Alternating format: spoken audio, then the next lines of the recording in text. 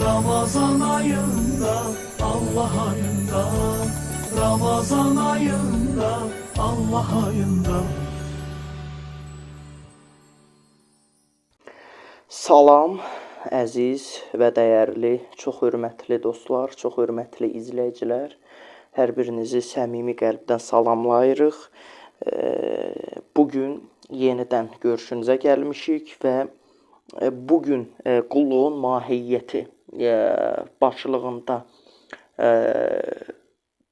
keçirilən gündəlik Ramazan çıxışlarımız öz axarında davam edir. Bugün növbəti günümüzdür və bugün bizim danışacağımız mövzu qəlbin saflaşması haqqında olacaqdır. Mövzu ətrafında xüsusi məlumat verməyim lazım gələr isə insan zahiri həyatı gözlə görür, lakin onun əsl həyatı onun qəlbində baş verir. Yəni çünki insanın niyyəti, insanın düşüncəsi, insanın sevgisi və qorxuları, ümumiyyətlə belə deyək ki, insanın o xasiyyəti, o xüsusiyyəti insanın daxili aləmində, yəni insanın qəlbində formalaşır.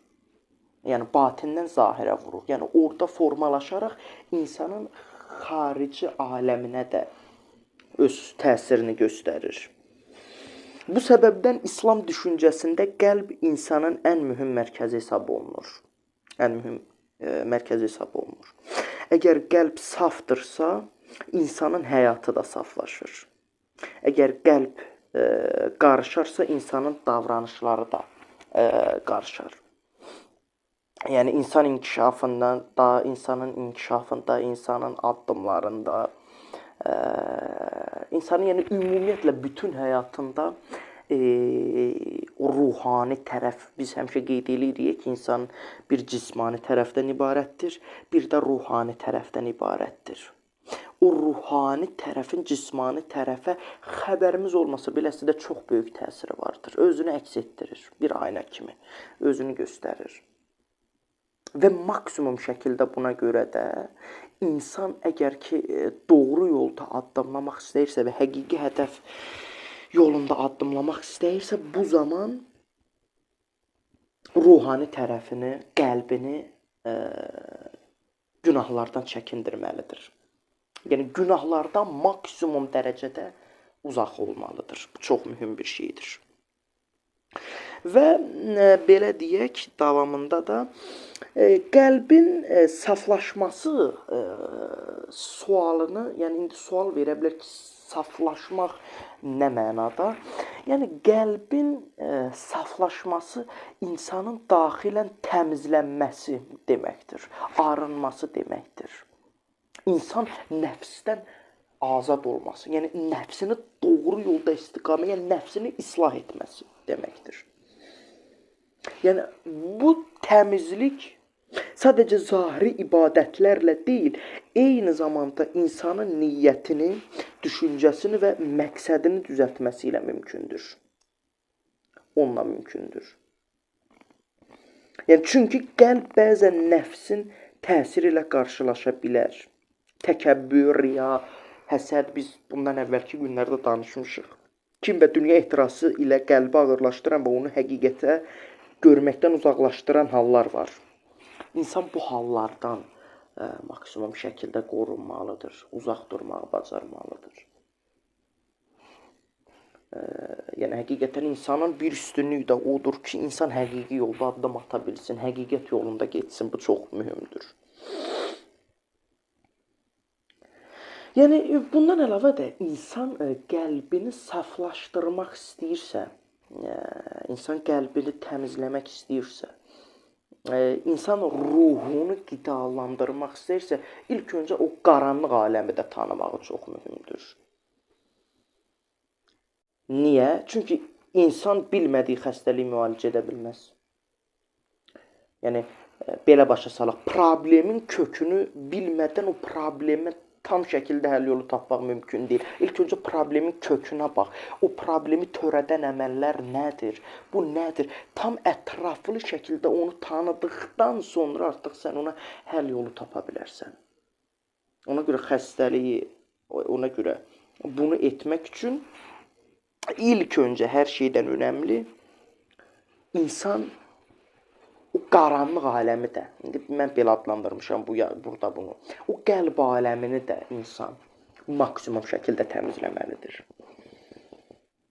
Yəni qəlb də belədir. İnsan daxilində hansı hisslərin hökm sürdüyünü dərk etmədikcə onu təmizləmək həqiqətən də çox çətin olur. Yəni bu səbəbdən təfəkkür və özünü hesaba çəkmək qəlbin saflaşmasının ilk addımlarından biridir. İlk addımlarından biridir.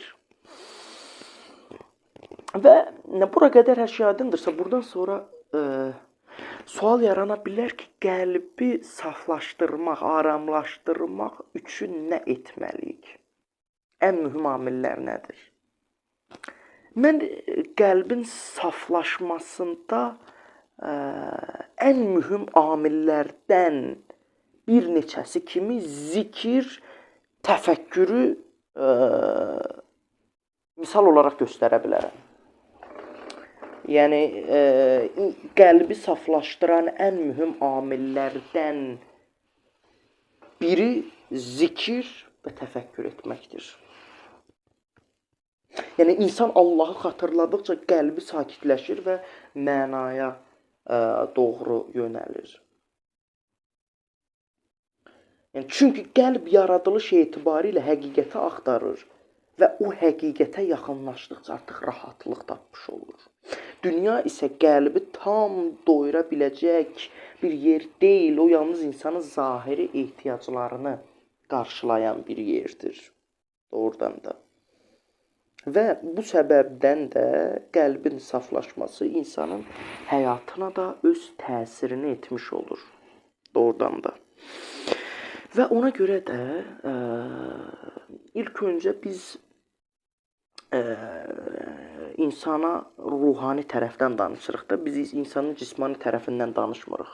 İnsanın ruhani tərəfini inkişaf etdirmək, aramlaşdırmaq istəyiriksə, bayaq da dediyim kimi, hər şeydən önəmli olaraq ilk öncə o qəlbə yad olan şeylərdən insan qəlbini təmizləməlidir. Və o qaranlıq aləmi tanıdıqdan sonra ona görə tədbirini alaraq artıq addımlamağa başlamalıdır. Bu çox önəmlidir. Niyə önəmlidir? Çünki qəlbin saflaşması insanın həyatında çox mühüm bir rol oynayır. Həyatına çox təsir edir. Qəlbi saf olan adam daha mərhəmətli, daha gözəl, daha təvazökar, daha ədalətli. Yəni, bütün yaxşı xüsusiyyətlər, xasiyyətlər onda əks olunmuş olur. Onun baxışı dəyişir, münasibəti dəyişir, fikri dəyişir, insanlarla münasibəti dəyişir, həyatı daha mənalı görməyə başlayır. O deyirlər, mənasızdır, dünya mənasızdır, bu dünyadan bezdim, nə bilim, belə ifadə. Yox, bu düz deyil əslində. Niyə? Bir dərinliyinə bax, gör, kimdir səni bezdirən? Səni bezdirib əslində. Yəni, şeytan və nəfsin oyunlarıdır. Bu doğru deyil. Yəni, sən o həyatı mənalandırmağa çalış, küsüb bir qıraqda oturma. Mənim demək istədiyim odur. Və bunun yolu da qəlbin saflaşması və təmizlənməlisidir. Qəlb təmizləndikcə, dedik, həyat daha mənalı olmağa başlayır. Çünki qəlb təmizləndikdə insan həqiqəti daha aydın şəkildə görmüş olur. Və əslində qəlbin saflaşması bir dəfə baş verən bir hadisə deyildir. Bu, insanın ömrü boyunca davam edən bir prosesdir. Bax, bunu da yaxşı yazmışıq bura.